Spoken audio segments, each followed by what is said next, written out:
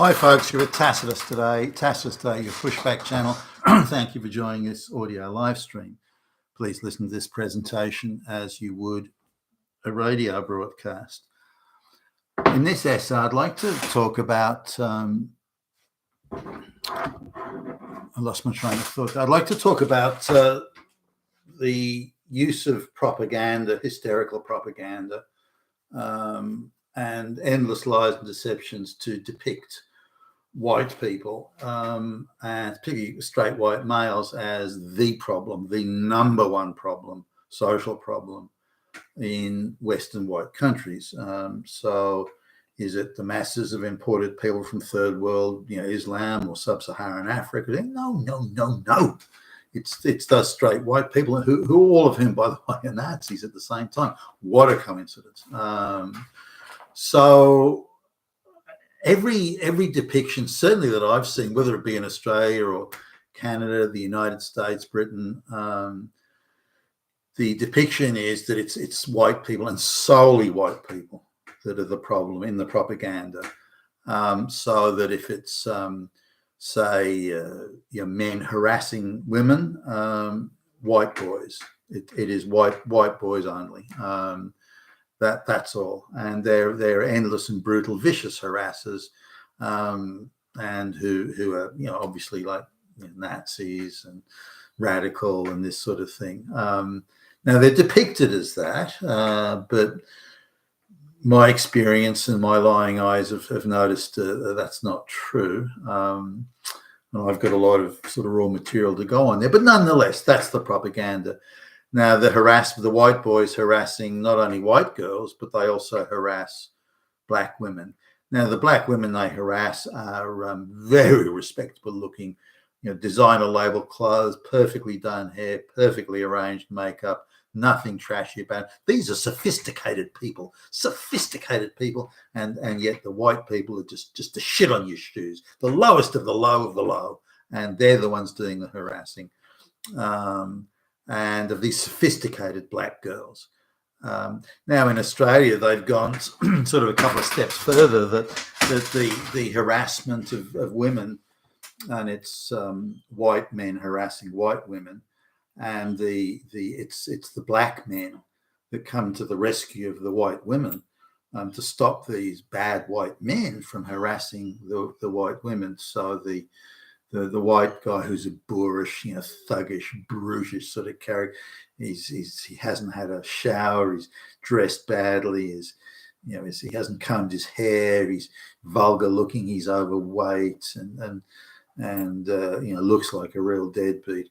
He's harassing the very cultured looking girl, who's obviously a moral superior. And so, but the black guy comes to know, how does the black guy look? Well, firstly, he spends all day in the gym. I mean, this guy is seriously fit and trim.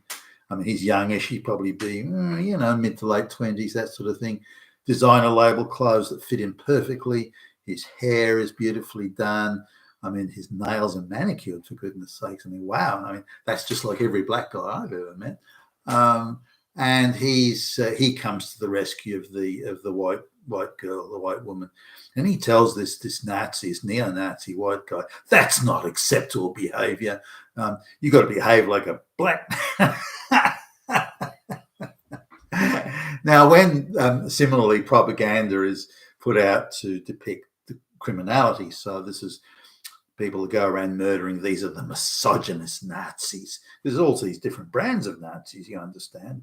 There's the patriarchy Nazi, the misogynist Nazi, the anti-mass migration Nazi, and the anti-climate change Nazi. I mean, all these different brands of Nazis. The world is so fucking full of Nazis. And by the way, they're everywhere. Like, don't get out of bed in the morning because there are Nazis under that fucking bed and they're going to get you. Don't go into your clothes closet or your storage room or your garage or your cellar or your attic or anything like that. Nazis wall to wall everywhere. And around the corner, I mean, you may be able to see around that corner. You can't see it, but just around that corner, just out of sight, there are Nazis. as you walk along. Like every shadow at night as you're walking along, there are Nazis in that fucking shadow, and not just one or two, but millions of them, and they're out to come out and get you, get hold of little girls dressed in pink, rip them limb from limb. So who are the criminals that are doing all the this bad stuff? You know, like stabbing people and knifing people, you know, killing girls and all this sort of stuff. Well, the propaganda says it's straight white boys. Not only straight white boys, but boys from, you know, what you would think would be good families, which just goes to show you, Nazis are lurking everywhere. In these good, loving families, there are Nazis. White families, of course, Christian families. They're not anywhere else, just in those places. So, well, wow. I mean, okay. I mean, gee whiz. I mean, is it a complete inversion of the reality that we're getting here? Or is this the truth? So let's have a look. Now, if we get the hard stats, which you have to sort of dig around a bit because the government isn't keen to hand them out, Britain's probably got the worst, you know, in terms of hysterical propaganda than the others. But anyway, let's have a look here.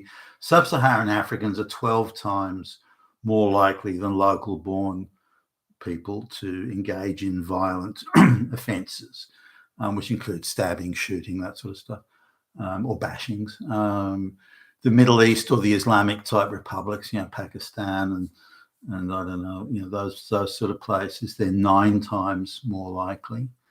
Now, this is actually a misrepresentation. I did a little bit of digging here, and it didn't take me that long, but half the crimes committed by so-called local-born people, which you'd assume would be white people, but half the crimes are actually first-generation folks from the Islamic republics or sub-Saharan Africa.